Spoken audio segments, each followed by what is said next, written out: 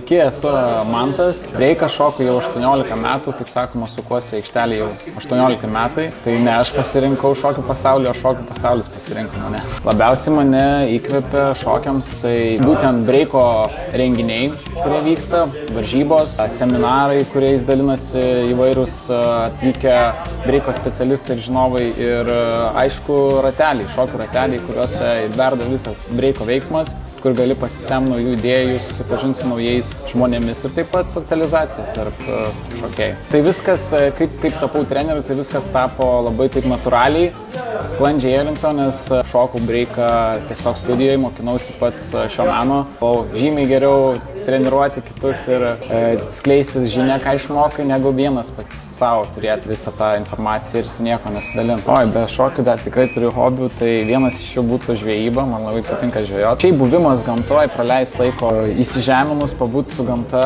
važinėti dviračiais, vandens sportai visokie, breaking is the real thing. Olimpinis sportas. Reiktų mokinių pačių paklausti, kodėl verta ir kodėl renkasi tos breiko pamokas, bet manau, kad vienas iš tų elementų, kad tai yra labai ryžto reikalaujantis ir užsispyrimo sportas ir ne kiekvienas tai gali jį įkasti. Ir man atrodo, tas sąjunga tarp meno ir kultūros, kur muzika, kur energija tokia, breikas, man atrodo, yra kietas sportas, kurį ne kiekvienam įkasti ir dėl to, manau, yra žmonių, kurie nori save išbandyti ir įrodyti, kad gali kažką pasiekti. Dėl to renkasi breiką. Nepatogus klausimas. Pirmiausia, ką renkės? Savaitgalis Lietuvos breiko čempionate ar laikas su šeima? Ne, aišku, šeima visada pirmoje vietoje yra.